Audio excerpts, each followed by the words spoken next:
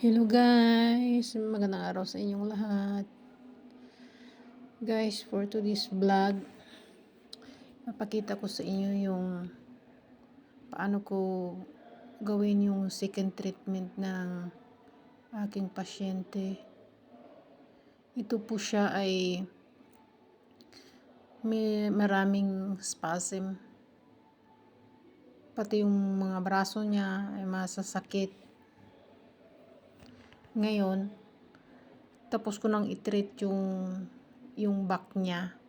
Ngayon ay nagtitreat ako sa mga braso niya at saka shoulder. Yung parting siko niya, yung tinatawag dyan ay yung kabilaan, yung epicondylate at saka epitrochleate. Yan ay masakit daw. Tsaka nang matitigas. Yung mga muscle niya ay matitigas. Dahil siya ay nagtatrabaho sa isang pabrika. Pero sa second treatment, okay na siya ngayon. Nung first treatment ko talaga guys, naku, sigaw ng sigaw siya sa sakit. Yung kahit dahan-dahan na pagmamassage ko, ay sumisigaw siya. Ngayon, napakakalmanan niya. Dati noong unang treatment niya ako, hindi siya talaga mapakali. Hindi siya yung galaw niya ba, napakahina. Tapos tuwing kapa ko ng mga muscle na matitigas, nako, umaaray talaga siya.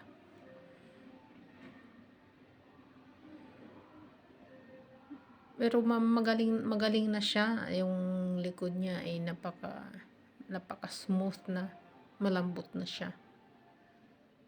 Ako, hirap na hirap ako guys sa pag first treatment ko niyan sa kanya. Nako, hanggang sa napapaiyak yan siya, naluluha sa sobrang sakit.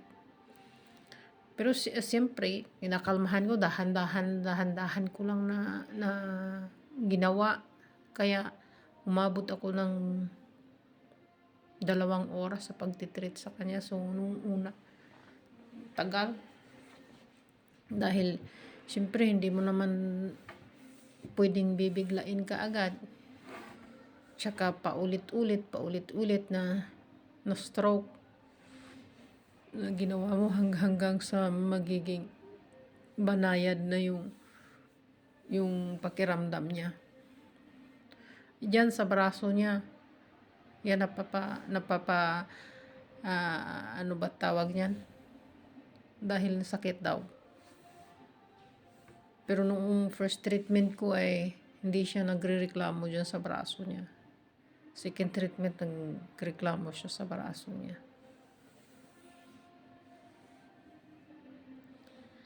Kaya sabi ko sa kanya, after 1 month, kapag bumalik yung nararamdaman niyang sakit sa braso, bumalik siya. Pero sabi niya magmi-maintain siya na every 1 month para hindi na bumalik yung lamig sa katawan niya. Ganun kasi guys, yung lamig kasi sa katawan pabalik-balik po yan. Depende kasi sa atin kung sa paano natin alagaan yung sarili natin at saka sanhi na rin sa trabaho. Kaya kailangan maalaga ka rin sa sarili. Ingatan mo na hindi ka matuyuan ng pawis. Kasi isa din yan, sanhi din yan. Lahat yan, stress, lahat. At saka, siyempre, sa pagod, babalik at babalik talaga yan siya guys pag hindi tayo marunong mag-alaga. Pero sa mga taong maalaga, hindi talagang mangyayari. Mangyayari man yan, pero hindi ganun ka tindi talaga. Yung talagang ang titigas na ng mga muscle mo, hindi mo na kakayanin.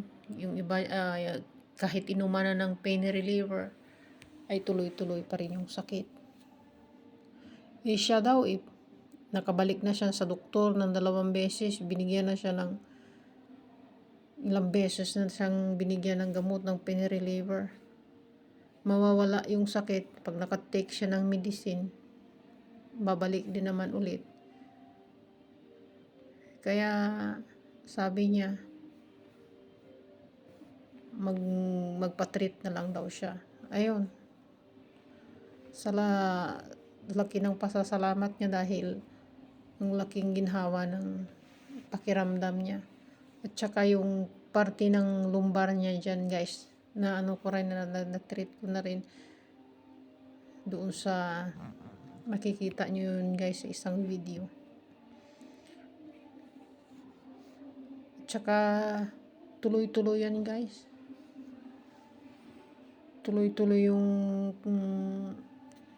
yung pag-massage ko dyan. Tingnan mo, dyan bandang kanan niya, dyan ako nang tagal na naman ulit dahil sobrang sakit kapag alam ko naman kung saan yung parte ng katawan talaga. Pag unang haplas ko pa lang, unang hipo ko pa lang ng braso o part ng katawan ng isang pasyente, kahit hindi niya sasabihin, alam kong may problema.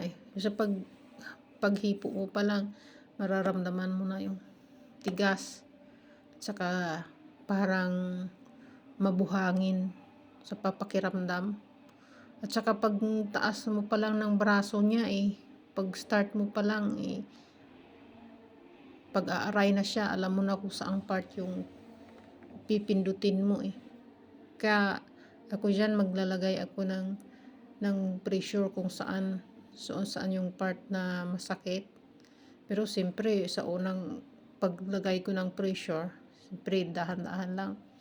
Tapos dadagdagan ko ng pressure, uulitin ko naman ulit hanggang sa makayanan niya na. Hanggang sa paulit-ulit mo na lang ng ginagawa na ganyan. Hindi na yan magre-react dahil sabihin niya, okay na, wala nang sakit. Ganyan yan, guys, kasi kumbaga yung muscle na matitigas, kumbaga na na siya, na lumambot na siya.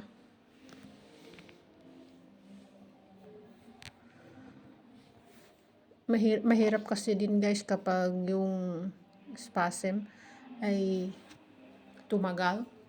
Naku, ang hirap din i-treat din yan.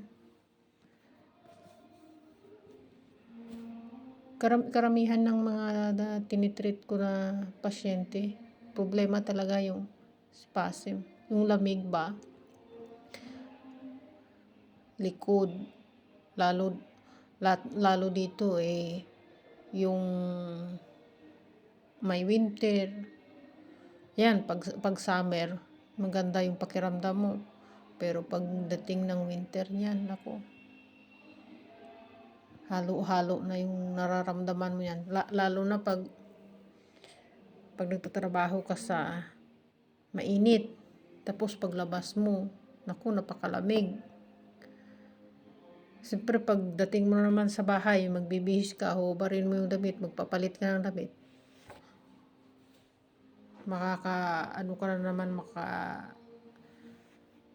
Makakasagap ko naman ng lamig. Naku, ang hirap pa naman sa pakiramdam kapag may nararamdaman ka sa katawan. Tsaka yung lumbar niya, guys, na sabi ko sa kanya, bakit anong nangyari? Kasi sa niya kasi, inubo siya. Ang tagal ng ubo niya. Sabi ko, yung part ng lumbar mo. Talaga pag inuubo ka, at saka pati ng ribs mo, masasakit yan. Sa first treatment ko, naging banaya daw yung sakit niya. Kasi kapag magalaw na siya pa, movement pag nagtatrabaho, yung masakit. Pero nung pangalawang treatment ko, tinanong ko siya kung ano yung nararamdaman niya, kung sobrang sakit pa ba. Sabi niya, may sakit pa, may nararamdaman pa siyang sakit, pero hindi na kagaya ng dati. Kaya nung second treatment ko, sabi ko sa kanya, kung yung nararamdaman mo ay sa pangalawang treatment natin na ito na hindi matanggal talaga, magpa-check up ka sa doktor para sabihin ng doktor kung anong mga test na dapat mong gawin, kung bakit tuloy-tuloy bakit hindi nawawala yung nararamdaman mong sakit sa lumbar mo. Maari na may sciatica o hernia. Pero hindi naman siguro mangyari na ganyan, kasi sabi ko, kasi inubo nga siya. Siyempre yung pag-ubo mo, pag-puwersa mo, yung mga muscle dyan ay naapektuhan din. At saka guys, kapag nag-massage kasi, laging lang gagamit talaga pagkatapos ng massage, mag-apply ka ng mint. Yan talagang tinuturo sa amin nung ako'y nag-aaral. Kasi malaking tulong yun sa pagtanggal ng sakit ng ano ba tawag nito? Yung makarelief ba siya? Makarelief ng pain. Yung part naman ng liig niya, okay naman. Yung wala naman sakit, hindi naman daw siya nahihirapan kapag lumingon o kaya tumingala. Okay naman daw siya. Yung bandang shoulder niya lang yan. Pero tinitreat ko pa rin.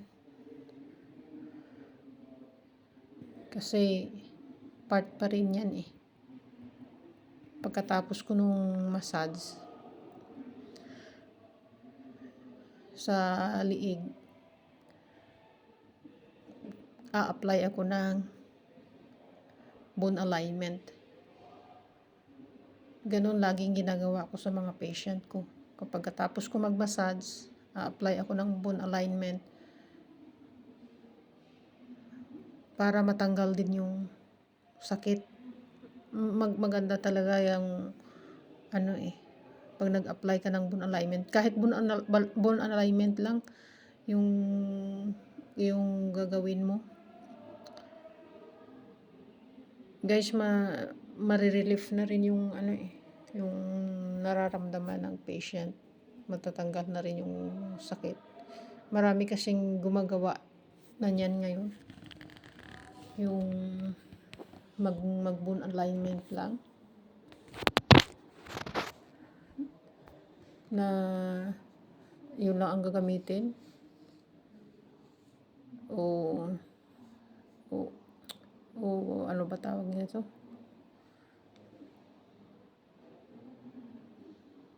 pang-pastrate ba ng mga nerve natin dyan na nakaipit-ipit na. Naku guys, yung ginawa kong yan nung first na treatment ko, grabe yung sigaw niya yan guys. Naku, pero ngayon napaka-relax niya na. Hindi na siya nagreklamo, hindi na siya sumigaw.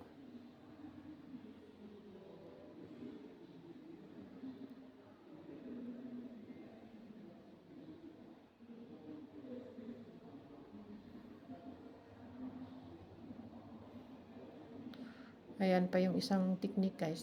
Naku, yung technique na yan guys, napakasarap yan. Pag na crack. Ganon yung mga bones natin. Kasi, kumbaga, yung mga buto-buto natin nag, nagkukuskusan ba.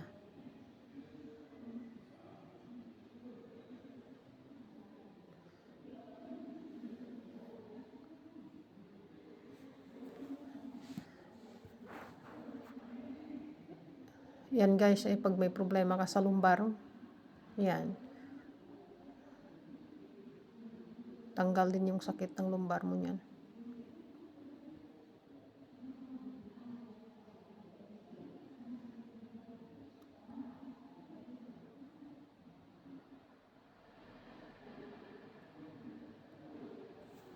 Napakasarap yan sa pakiramdam guys. Ako, pag yung pagkatapos ko yan sa kanya, pagbihis niya, grabe yung pasasalamat niya yan sa akin guys.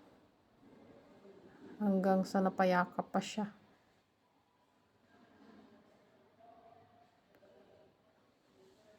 Ayan yung bandang kanan niya, may kunting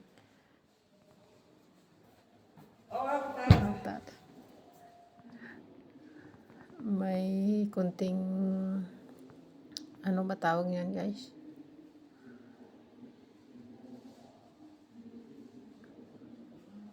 Kumbaga, may kunting lock.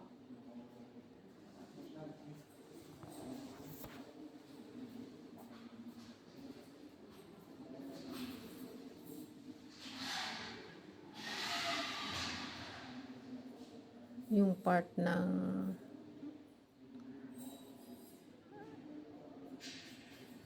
pelvic. Part ng pelvic niyan guys. Bandang kanan.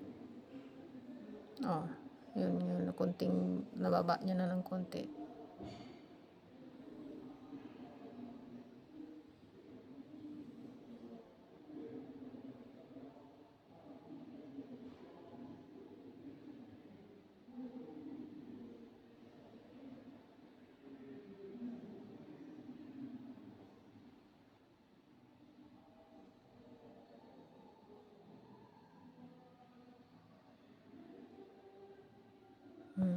Okay na siya.